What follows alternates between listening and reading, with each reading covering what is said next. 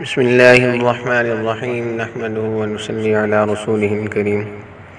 محترم سامعین، آج کی دعا اور وظیفہ جو ہم سیکھنے لگے ہیں وہ ایسا زبردست وظیفہ ہے اور دعا ہے کہ فرمایا کہ اللہ تعالیٰ کے ذمہ ہوگا کہ قیامت کے دن اس کو راضی کرے۔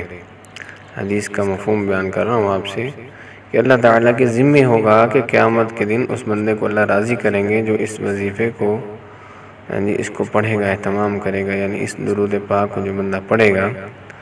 حدیث سنیں، حضرت ثوبان رضی اللہ تعالی عنہ فرماتے ہیں کہ رسول اللہ صلی اللہ علیہ وسلم نے ارشاد فرمایا کہ جو مسلمان بندہ صبح و شام 3 مرتبہ یہ کلمات پڑھ لے، اللہ کے ذمہ ہوگا کہ قیامت کے دن اس کو راضی کرے۔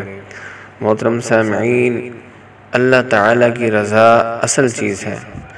جو ہر بندہ اس کوشش میں لگا ہے کہ اللہ تعالیٰ راضی ہو جائے، اگر گنہگار بندہ ہے تو اس کی بھی یہی خواہش ہے کہ میرے سے میرا رب راضی ہو جائے، اللہ مجھ سے راضی ہو جائے۔ جیسا بندہ بھی ہے لیکن اس کی کوشش یہی ہے کہ مجھ سے میرا اللہ راضی ہو جائے، چاہے وہ نیک اعمال کر رہا ہے یا نہیں کر رہا۔ اگر نیک اعمال کر رہا ہے تو اس کی بھی یہی کوشش ہے کہ مجھ سے میرا اللہ راضی ہو جائے۔ عبادات جتنی بھی کر رہا ہے اس کی سب سے پہلی کوشش یہی ہے کہ اللہ مجھ سے راضی ہو جائے۔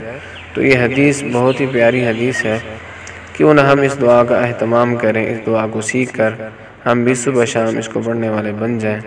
3 مرتبہ صبح پڑھنا ہے اور 3 مرتبہ شام۔ مختصر سی دعا ہے، انتہائی مختصر۔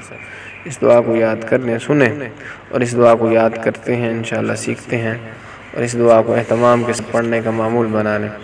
اللہ کی رضا حاصل کر لیں۔ اللہ راضی تو سب کام ہمارے بن جائیں گے، اللہ ناراض تو پھر دنیا کی کوئی چیز، کوئی بندہ، کوئی ایسا کوئی اور وظیفہ نہیں جو اللہ کو راضی کر سکے۔ تو اللہ کی رضا اصل چیز ہے۔ وظیفے کو سنیں اور یاد کریں۔ یہ وظیفہ نہیں، اصل میں یہ درود پاک ہے۔ درود سنیں آپ۔ بسم اللہ الرحمن الرحیم۔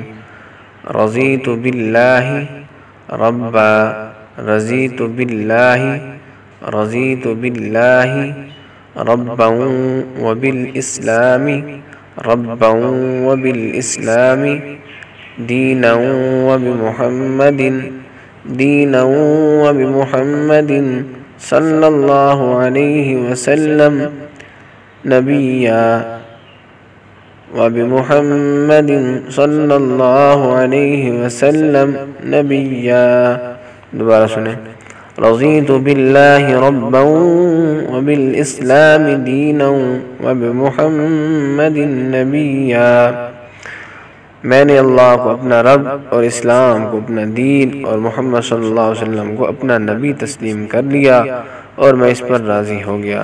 محترم سامعین، اس دعا اور وظیفے کو پڑھنے کا مقصد اللہ کو اپنا رب ماننا اور پیارے نبی صلی اللہ علیہ وسلم کو اپنا نبی تسلیم کرنا اور میں اس پر راضی ہو گیا۔ اس کا ترجمہ آپ نے سنا، بہت ہی عمدہ اور خوبصورت ترجمہ ہے، اور اللہ تعالیٰ بھی اسی طرح حدیث میں آ رہا ہے کہ اللہ تعالیٰ بھی اپنے بندے کو راضی کریں گے قیامت کے دن۔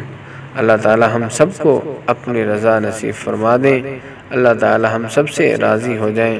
ہماری دعا ہے اللہ تعالیٰ تمام مسلمانوں کی دنیا آخرت کی پریشانیوں کو دور فرما دے، آمین۔